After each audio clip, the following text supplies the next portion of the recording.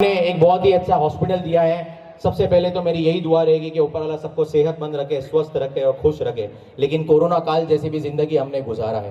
जोगेश्वरी जैसे इलाके में ना ही मैं नगर सेवक था, ना ही मैं कुछ था, लेकिन फिर भी 14 साल से जो है एम्बुलेंस के माध्यम से हमने आपकी सेवा करने की कोशिश की और कोरोना काल में उसी एम्बुलेंस के माध्यम से लोगों को राशन पहुंचाया और जरूरतमंद इंसान को हॉस्पिटल तक पहुंचाया। आज इसी इलाके में हमने एक अच्छे से अच्छा प्लेग्राउंड भी बनाया ताकि यहाँ के बच्चों को जो है खेल कूद का आनंद मिल सके। कब्रिस्तान भी है। उस कब्रिस्तान को बनाने के लिए जब मेरी दादी का इंतकाल हुआ था, मेरे ससुर जी जो है मलाड के आमदार असलम शेख साहब जब वहाँ आए थे तो मैंने उनसे कहा कि अब्बा ये कब्रिस्तान है, इसको बनाने के लिए आवाम को आपकी सख्त ज़रूरत है। आज ऊपर वाले ने आपको मंत्री बनाकर सदन में भेजा है, आप उस आवाज़ को बने और उनकी यहाँ पर मदद करें। 6 महीने हमें लगे, उन्होंने ताबड़तोड़ सर्वे करवाया, सारी मेहनत करी, 6.5 करोड़ रुपए का फंड पास कराया और उस कब्रिस्तान को बेहतरीन तरीके से बनाया। आज वहाँ पर मैं समझता हूँ इतने सारे हमारे घर के लोग जो है वहाँ पर दफन हो रहे हैं, लेकिन जो है इतना अच्छा वहाँ पर तरीके से इंतजामात है, वजू के इंतजामात है, बाकी सारे चीज़ों के इंतजामात है। तो इस इलाके के अंदर काम जो है भरपूर है, लेकिन जो इंसान अगर पढ़ा लिखा रहेगा, समझदार रहेगा, तो मैं समझता हूँ जोगेश्वरी को जो है बेहतर बनाएगा, खूबसूरत बनाएगा और अच्छे से अच्छा बनाएगा। मैं यहाँ पर मौजूद तमाम लोगों से यही दरख्वास्त करूंगा कि यहाँ पर तमाम जितने उम्मीदवार हैं, उन सब उम्मीदवारों के अंदर इस बात से मुझे बस यही खुशी महसूस होती है कि उन सब में से सबसे पढ़ा लिखा इंसान मैं हूँ।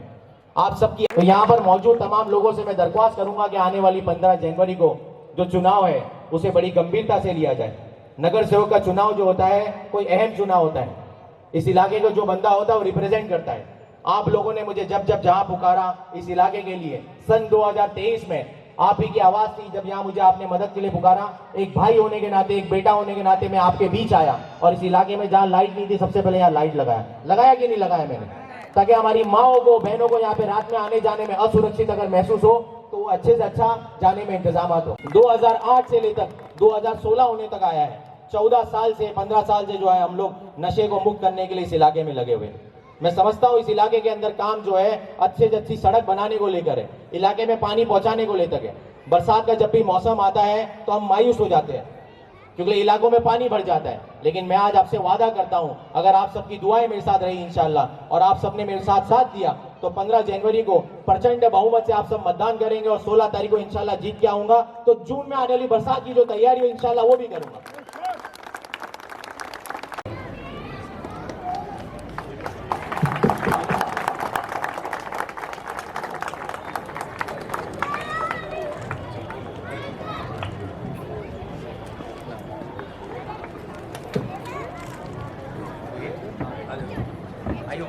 उमर भाई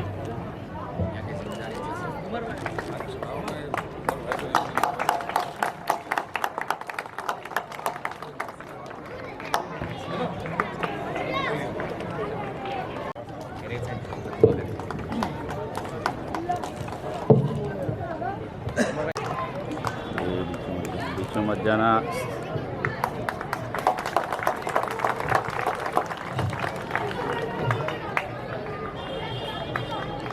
मैं अबरार भाई और हमारे साथी उमर भाई ने सब बात बता दी है और मैं शुक्र अदा करूंगा असलम भाई का जो मालवनी से यहाँ है हमारे बीच में। मैं एकदम शॉर्ट बस 2 ही अल्फाज में एक चीज़ बोलूँगा कि जिस तरीके से सैफ भाई, असलम भाई सालों से, बरसों से, ज़माने से मालवनी को संभाल के रखे, उसी तरह आपको 62 नंबर वार्ड को संभालना है।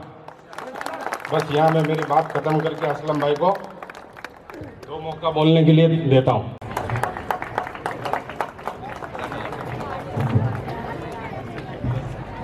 मैं इसे दरख्वास्त करूंगा कि वो सैफ फहाद खान का स्वागत करें। और नमस्कार।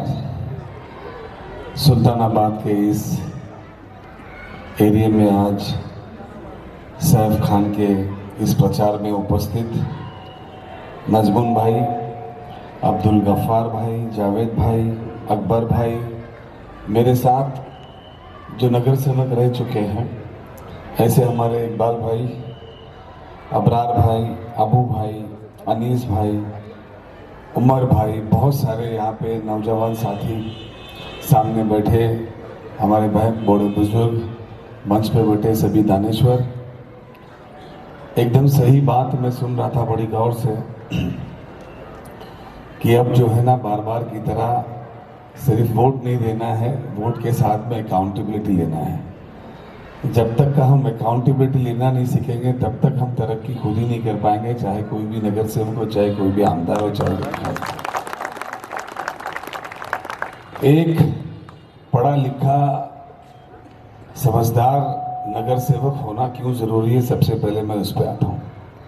क्योंकि 2002 से मैं नगर सेवक रह चुका हूँ, 2 बार नगर सेवक रहा, 4 बार विधायक रहा, फिर आप लोगों की दुआ से मैं मंत्री भी बना। और मंत्री बनने के बाद में सैफ और राहत भाई आए थे यहाँ के कब्रिस्तान के सिलसिले में, जिसकी हालात जो है बहुत ही ज़्यादा ठीक नहीं थी जिस तरीके से होना चाहिए। ये अल्लाह का फजलो करम है कि अल्लाह ने वो मुझसे काम लिया और उसको मेरे ख्याल से इस एरिया का सबसे बेहतरीन कब्रिस्तान और वहाँ पे सारी चीज़ों का इंतज़ाम किया गया। ये मूल इंफ्रास्ट्रक्चर है। यानी आप मांग क्या रहे हो, एक ड्रेनेज। हम मुंबई शहर में रहते हैं, हम उस महानगर पालिका की बात करते हैं जो एशिया की सबसे बड़ी महानगर पालिका है, जिसके पास इतना पैसा है कि इस देश के कई राज्यों से ज़्यादा महानगर पालिका का फंड जो है हर साल में यूज होता है। हम बात क्या कर रहे हैं, लाइट लगाने की। हमने और भी सुना कि यहाँ पे जो है फुटपाथ के साथ जो है रोड्स की भी खस्ता हालत है। जब आपके पास एक समझदार पढ़ा लिखा कोई अपना नगर सेवक होगा तो आप उससे ये छोटी मोटी बातें नहीं करेंगे, आप लेजिस्लेटिव की और आगे की बात करेंगे कि हमारे एरिया में आईटी के लेवल पे क्या हो सकता है, हमारे बच्चों के लिए महानगर पालिका में सीबीएसई की स्कूल किस तरीके से बन सकती है, हमारे यहाँ जो अस्पताल की जवाबदारी, ये कोई मेहरबानी नहीं है, ये ऑब्लिगरी ड्यूटी है महानगर पालिका की, वो हम किस तरीके से हम बना सकते हैं। ये तो यही होता है कि भाई हम में और उनमें कोई फ़र्क नहीं हुआ कि वो एक नारा वो मारते हैं अपना और हम भी एक नारा मारते हैं, और इसी में जो है हम ये भूल जाते हैं कि बेसिक ज़रूरत क्या है। जब पहला ऐलान हुआ था तब भारतीय जनता पार्टी के साटम ने कहा था कि कोई भी जो है पठान या खान इस मुंबई शहर का मेयर नहीं होगा। उसी वक्त मेरा स्टेटमेंट आया था कि मेयर खान बने या पठान असलम बने या शेख शेलार, उससे कोई मुंबईकर को लेना देना नहीं है। मुंबईकर को लेना देना है कि हमारी सड़कें अच्छे कौन बनाएगा। मुंबईकर को लेना देना है कि आज यहाँ जितने लोग बैठे, जितने चाहे नीचे चाहे ऊपर, सब के सब कहीं ना कहीं ब्रेथ यानी सांस लेने में इफेक्टेड है। आज हिंदुस्तान में सबसे वर्स्ट, सबसे बुरा अगर कहीं पे क्लाइमेट और प्रदूषण है तो इस मुंबई शहर का है। आज मुंबई शहर के अंदर सड़क की बात कर, रोज एक आदमी सड़क के अंदर जो है गड्ढे में गिरता है, उसकी जान चली जाती है। आज हॉकर्स की बात हुई, हॉकर्स को उनको फुटपाथ से हटा के हाईकोर्ट की पॉलिसी के हिसाब से उनको कहाँ पे बिठाना, ये होना जरूरी। ये इम्प्लीमेंटेशन की बात जो है भारतीय जनता पार्टी नहीं कर रही, इंफ्रा की बात नहीं कर रही, कहाँ से ब्रिज बनना चाहिए कहाँ से नहीं बनना चाहिए उसकी चर्चा नहीं हो रही है। तो बस यही हो रही है कान पट। हमें ये सोचना है कि हमें क्या करना है।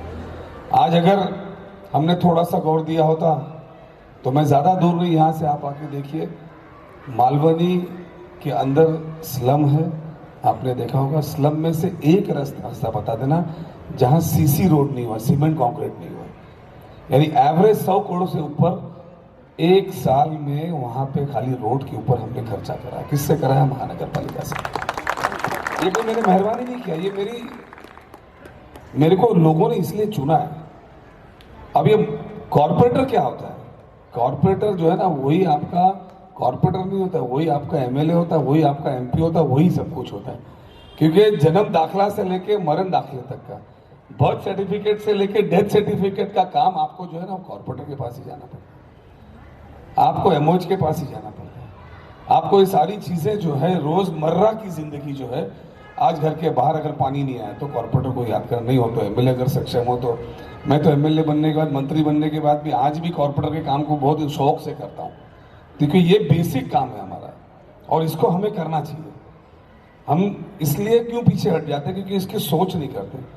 आज हम ये, मैं आपको दावे के साथ कहता हूँ कि ये जितने काम आपने बताए, शायद इन आपका कॉर्पोरेटर या यहाँ का जो भी कॉर्पोरेटर सेना का होता या जो भी होता, अगर मेरे पास आता तो कम से कम उसको साल में एक हॉस्पिटल मैं बताता कैसे बनाया जाता है, साल में गार्डन कैसे डेवलप किया जाता है मैं बताता, और पूरे मुंबई शहर के रोड इंटरनल बाहर का तो करना ही करना है, यानी इंटरनल लेआउट का भी टैक्सेस अगर महानगर पालिका ले रही है तो वो सीसी रोड भी महानगर पालिका आपको बना के देगी, ऐसा ये सारी चीज़ों के लिए हम रोज सफर कर रहे हैं टैक्स भरने के बाद में म्यूनसिपालिटी के अंदर। ये सारी चीज़ें हमें कहीं ना कहीं आज सोचने पे मजबूर करते हैं कि हमें एक ऐसा आदमी चुनना चाहिए। मैं सैफ के लिए इतना मैं आपको एश्योर कर सकता हूँ कि जीतने के बाद मैं आप लोगों के बीच में, इससे मैंने नहीं कहा किताब ले ले, किताब लेने के बाद में सबसे पहले चुनाव में वो होता है कि जब भी हम जिस गली में जाते हैं, हाँ मैं कर दूंगा, जिस स्टेज पे जाते हैं हाँ लिख लो मैं कर दूंगा, यही होता है ना तो शब्द होता ही नहीं, सबको जीतना रहता। लेकिन 5 साल के बाद जब जाना तो सामने वाला बोले भैया जल्दी आ जाओ, अपना भाई आ रहा है, अपना नेता आ रहा है, अपना बेटा आ रहा है, खड़े रहो। 5 साल इसने जो है अपने को कभी अपने फोन उठा के ना बोलने का काम नहीं किया, या हमारा काम नहीं करने का काम नहीं किया। काम ऐसा करो कि आज वहाँ पे हमारे ऐसी हालात में ऐसी नफरत फैलाने के बाद भी मैं पूरे मुंबई में प्रचार कर रहा हूँ, क्योंकि मुझे पता है कि मेरे मालवनी में चाहे हिंदू हो चाहे मुसलमान हो, जितना भी उनको बोलना है बोलो, मेरी जो जितनी सीटें आती हैं उससे एक सीट बढ़ के आएगी, क्योंकि लोगों के साथ अपना रिश्ता है। एक भी नफरत होने नहीं देता, एक भी जातीय दंगे नहीं होने देता। मुसलमान ने मुसलमान का काम करना चाहिए, हिंदू ने हिंदू का काम करना चाहिए, हर मसलक वाले ने अपने मसलक तक ही काम करना चाहिए। उतना भी कभी मलाड़ में आपने सुना नहीं होगा, हर मसलक का काम उनके हिसाब से किया। ये सारी चीज़ें अगर सही तरीके से आपके पास एक एडमिनिस्ट्रेटर है तो ये सारी चीज़ें हो सकती है, और सारी चीज़ें करना कोई बड़ी मुश्किल नहीं होती। आज सबसे पहला मैंने विरोध किया था कि सेना के साथ अलायंस नहीं होना चाहिए। सबसे पहला जब शुरुआत में बात हुई मैंने बोला बिल्कुल नहीं होना चाहिए, क्योंकि जिसके साथ ये जा रहे हैं उसके साथ तो बैठने का सवाल ही नहीं उठता। पहला मैंने कांग्रेस मीटिंग में कहा था कि अगर ये मनसे के साथ जाने की बात करते हैं तो इसके साथ सवाल ही नहीं होता है कि हम तुम्हारे साथ करेंगे। हम तुम्हारे साथ अलायंस इसलिए किए थे कि हम भारतीय जनता पार्टी को दूर रख सके।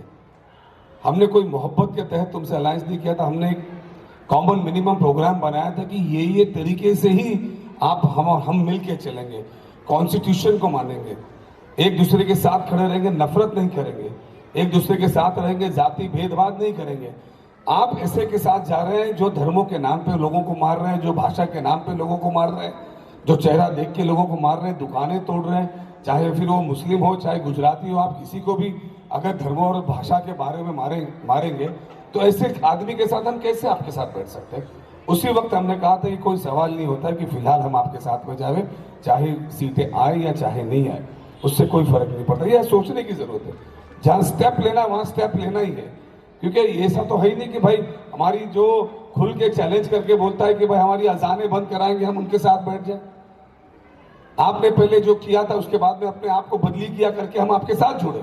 अगर आपका भी ये सोच होती, आपका भी ये एजेंडा होता तो हम आपके साथ जाते ही नहीं, कोई सवाल ही नहीं होता।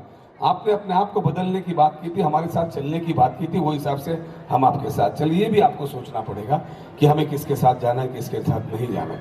हर आदमी को जीत के कोई ये नहीं हो जाता, लेकिन कभी कभी जो है अपनी हक और अपनी बात को रखने के लिए भी अपने को कोई जो है डिसीजन लेना पड़ता है, और डिसीजन के हद पे हमको चलना पड़ता है। आज पूरे इस शहर में अगर आप देखो तो क्या चल रहा है, कोई आप देखिए जिसने भी आते हैं उनके नेता, आज आपको बता दूं 400 घर तोड़ दिए थे मेरे मालवनी के अंदर। क्या बोल के तोड़े थे कि भाई ये बांग्लादेशी, रोहिंग्या और पाकिस्तानी यहाँ पर रहते। और मैं इतना बड़े होश से कहना चाहता हूँ कि जब 400 घर उन्होंने तोड़े तो उसमें से 200 से करीब तो घर तो खाली उत्तर भारतीय हिंदुओं के घर थे, उसके बाद में वहाँ पे दलित लोगों के घर थे, उसके बाद में मुसलमानों के घर थे। यानी किसी न किसी की तरीके से वहाँ तोड़ के एक पालक मंत्री क्या होता है, एक पालक मंत्री का किसी से कुछ लेना देना नहीं होता, उनका डेवलपमेंट का काम होता है।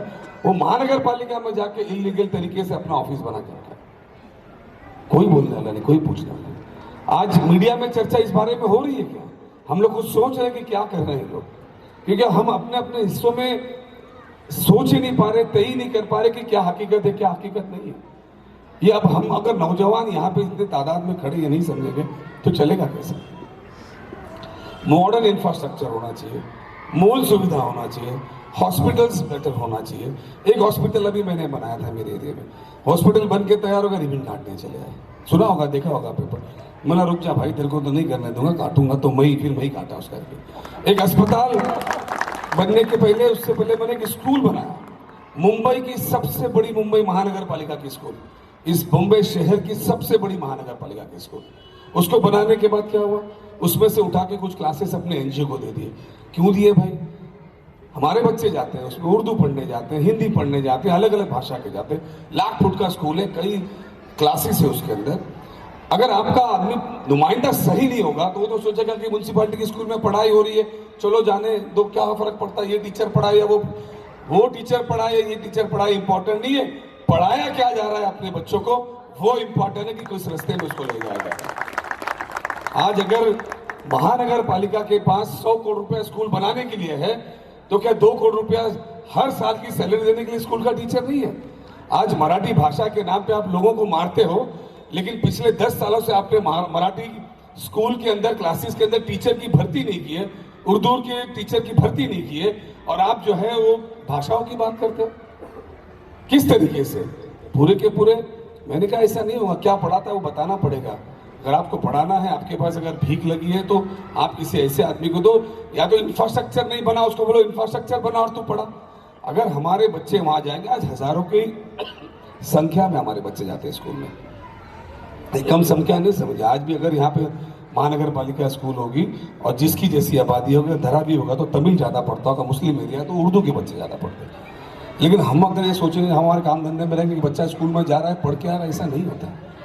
शुरुआती दौर पे अगर आपने ध्यान नहीं दिया तो उसके ऊपर बहुत हमें नुकसान हो सकता है। इसीलिए ये सारी बातों को ध्यान में रखते हुए एक ऐसा आदमी जो पढ़ा लिखा भी है, एक ऐसा आदमी जो लॉयर भी है, जरूरत पड़ी तो आपका केस खुद फाइल करके आपके लिए फ्री में लड़ भी सकता है, महानगर पालिका में आवाज भी उठा सकता है। कभी आपने सुना कि महानगर पालिका में कोई आपका नगर सेवक खड़े होकर जो है उस सभागृह में भाषण कर रहा है कि मेरे एरिया में रोड नहीं था, रोड क्यों नहीं बना, इतना टैक्स लिया क्यों नहीं कर पाया? कभी आपने सुना कि ये हॉकर्स की पॉलिसी को इम्प्लीमेंट क्यों नहीं किया? कभी सुना क्या? सुना हो तो मेरे को कोई वीडियो ला के बता दो, शायद मैंने तो रिसर्च करके देखा, मैंने तो कहीं देखा नहीं। आज मुझे इस बात की खुशी कि आपने कम से कम लेखी पत्रक अकाउंटेबिलिटी शुरू कर दी। मैं मुबारकबाद देता हूं आप लोगों को, कम से कम आप सही राह पे तो निकले। जब तक आप ऐसा नहीं करोगे तब तक आप अपने आप को ही मूर्ख बनाओगे, क्योंकि नेता जो भी आएगा वो तो इसीलिए आएगा, उसके पास आपको कहीं सफर करना, ट्रेन की टिकट नहीं मिलती और आप 100 रुपये एक्स्ट्रा देके सफर करोगे। इसी तरीके से नेता कोई भी हो, किसी भी पार्टी का, उसका चुनाव आएगा तो बोलेगा हाँ है, उसके बाद ना नहीं लिखा के ले लो, ताकि अगली बार कोई भी आवे उसके पास बोलने की गुंजाइश नहीं है। मैं आपको इस मंच के लोगों को इतना जरूर दावत के साथ कह सकता हूँ कि इंशाअल्लाह ताला जब ये जीत के आएंगे आप लोगों के बीच में आऊँगा, हर उस जगह पे जाऊँगा जहाँ मैंने वादा दिया हूँ, वहाँ वादा आप लोगों के साथ बैठ के, आप लोगों के हाथों से ही नारियल फोड़ के, जो बड़ी बड़ी काम या छोटे काम की आपने इनसे लिखा के लिया है, पहले ही साल के अंदर आपको 50% से ज़्यादा रिजल्ट दूंगा, ये मेरा वादा है। और मैं जो बोलता हूँ वो करता हूँ, ये ज़्यादा दूर जाने की नौबत नहीं। आप किसी से भी अभी फ़ोन लगा के पूछ सकते हैं, या यहाँ से आजकल तो मोबाइल से भी ऐसा गूगल कर दो तो पता चलता है कि जहाँ मैंने स्कूल बनाया दिखती है नहीं, जहाँ मैंने सड़क बनाया दिखती है कि नहीं। इस मुंबई शहर का 100% सीसी रोड अगर पूरे मुंबई में कहीं पे हुआ है स्लम के अंदर, तो वो मालवनी स्लम के अंदर हुआ। ये मैं फख्र के साथ कह सकता हूँ कि हमारे मालवनी में हजारों संख्या में रहने वाले लोग जो सीसी रोड पे रहते हैं, जो आपके यहाँ पे अभी भी इंटरनल बड़े रोड्स नहीं बने। तो ये आपके लिए बहुत ही ज़रूरी है कि आप एक पढ़ा लिखा समझदार नौजवान को आप अपना साथ दीजिए। और मैं ज़्यादा कुछ नहीं कहूँगा, आप खुद समझदार हैं। मेरी तकरीर में कितना आपको इफेक्ट करता है नहीं करता है मुझे नहीं पता, लेकिन जब भी आप घर की कोई सामान खरीदते हो या जब भी कोई अपना पैसा लगाते हो तो बहुत सोच समझ के लगाते हो। इसलिए बाबा साहब अम्बेडकर ने आपको जो एक वोट का अधिकार दिया है वो 1000 करोड़ों के वोट के बराबर का है। अंबानी भी वो एक ही वोट देता और आप भी एक वोट देते हो, तो आपको ये सोचना है वो तो एक वोट देके पूरा देश चला रहा है, हम एक वोट देके एक सड़क नहीं बना पा रहे। ये हमको सोचने की जरूरत है कि हमें ऐसे नुमाइंदा चुनना है कि हमारा एक वोट दे और हम हमारे एरिया के सारे काम उससे करा के लें। यही मैं कहता हूँ और अपनी बातें खत्म करता हूँ। आप सबने मेरी बातें सुनने का बड़े शांति से सुना, इसलिए मैं आपका शुक्रिया अदा करता हूँ। मंच पे बैठे हुए सभी दानेश्वर को एक बार कहता हूँ कि बिल्कुल सोचिएगा और जवाबदारी के साथ अपने फ़ोन के नंबर्स उठा के फ़ोन भी करिएगा। जहाँ तक आप जाके बोल सकते हैं उनको बोलना भी, जहाँ तक अपनी बातें फैला सकते बता भी देना। नौजवान साथियों को खास करके बोलता हूँ, आने वाले दिन में हर जगह, चाहे म्यूनसिपाल्टी हो, चाहे पुलिस हो, चाहे कोई भी हो, हर जगह आपका अगर कॉर्पोरेटर आपका मजबूत होगा तो आपको किसी और के पास जाने की जरूरत नहीं पड़ेगी। आपके घर में अपना एक बंदा रहेगा जो हर तरीके से आपकी सुरक्षा करने का काम करेगा, आपकी मदद करने का काम करेगा। जय हिंद, जय महाराष्ट्र। ये सैफ खान के सपोर्ट में यहाँ आप आए हैं। वार्ड क्रमांक 62 में समस्याएं तो बहुत हैं, किस तरीके से सैफ जो है आपके मार्गदर्शन में आगे बढ़े? समस्या बहुत नहीं है, मुझे ऐसा लगता है कि समस्याओं पर सही तरीके से ध्यान नहीं दिया गया है, वरना समस्या तो आती रहती, कल्टीवेटेड आती है। मुंबई शहर के अंदर हम कांग्रेस को बहुत ताकत से लड़ने जा रहे हैं। हमने जो है स्वबल का नारा इसलिए लगाया था क्योंकि हम हमारी सोच से जो है वो समझौता नहीं कर सकते। हम हमारी एक विचारधारा, उस विचारधारा के तहत हट के हम काम नहीं कर सकते। आज शिवसेना का साथ हमें छोड़ने का कारण ये था कि उन्होंने जिनका साथ पकड़ा उनके साथ जाने का कोई सवाल नहीं होता है। छोटे छोटे बच्चों को मारते हैं, आज दुकानें तोड़ते हैं, भाषा के नाम पे लोगों को मारते हैं। किसी भी दूसरे धार्मिक स्थलों के सामने आप बाहर जाके अपनी प्रार्थना करेंगे, आप भोगे उतारने की बात करेंगे, आप इस तरह, ये तो पूरा एजेंडा भारतीय जनता पार्टी और आरएसएस वाला था।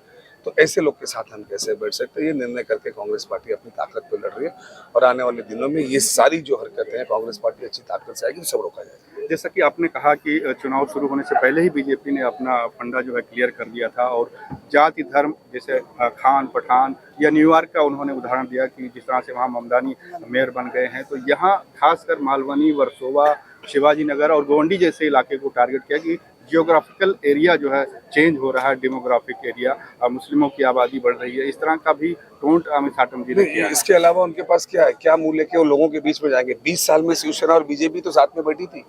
अगर मेयर शिवसेना का था तो डेप्यूटी मेयर जो था वो बीजेपी का था। इन्होंने मिलकर ही रोड का इंफ्रास्ट्रक्चर के काम करना था, इन्होंने मिलकर सारी मुंबई को सुधारना था। इन्होंने जो रोड बने थे उसी रोड को तोड़ के बनाया, इन्होंने जो गटर बने थे उसी रोड को बनाया। एक ब्रिज, चाइना से मुकाबला की आप बात करते हो, यहाँ पे ब्रिज जो है पिछले 8 साल से अभी तक का वो फिलहाल ब्रिज ही नहीं बन पाया। एक छोटा इंफ्रा का जो हॉस्पिटल है वो 6 साल से लोग मर रहा, रोजमर्रा जो ऑब्लिगेटरी ड्यूटी महानगर पालिका की वो सही तरीके से पूरी नहीं हो रही है। अस्पताल है तो डॉक्टर्स नहीं, डॉक्टर्स है तो मेडिसिन नहीं है। ये तो वस्तु थी। तो पैसे जो आप 2-2, 2.5 लाख करोड़ के जो टेंडर्स निकाले वो कहाँ गए? बस पब्लिक के सामने ही ये खान पठान शेलार शिंदे के नाम पे तमाशा किया जा रहा है। लोगों की मूल जरूरत के बारे में कौन सोच रहा है? आज आप लाखों करोड़ रुपए इस बिल्डिंग का जैसे टैक्स ले रहे हैं, आपने बनाया, आपने दूसरे लोगों के एरिया में आपने सीसी रोड कर दिया, तो यहाँ क्यों नहीं करा? यहाँ के इस एरिया ने क्या गलती की थी? ये पर्टिकुलर एक कम्युनिटी के करके नहीं किया? तो ये सारी बातें का प्रश्न तो लोगों पूछेंगे, या जो भी प्रतिनिधि उससे भी पूछेंगे और महानगर पालिका से ही पूछेंगे। महानगर पालिका ने 100 मोटो कई जगह पे बिल्डर को फेलिसिटेट करने के लिए आपने अच्छे रोड बना के दे दिए। यहाँ जो मूल रहीवासी आज कई सालों से रहते हैं, इनकी क्या गलती? इनको अच्छा इंफ्रा नहीं मिलना चाहिए? ये सीवर का आज लेके मेरे सामने बैठ रहे, सीवर के लिए पिछले 3000 करोड़ रुपया पूरा मुंबई शहर में आपने वापरा, 50 करोड़ का भी काम नहीं है और इनको ऐसा लग रहा है जैसे बहुत बड़ा ताजमहल मांग रहे हैं। ये मूल सुविधा मांगने के लिए उन्हें जो भटकना पड़ रहा है, ये सारी बातें लेके आने वाले दिनों के अंदर हम दावे के साथ कहते हैं जीतेंगे भी और इस सारा काम हम करके भी देंगे।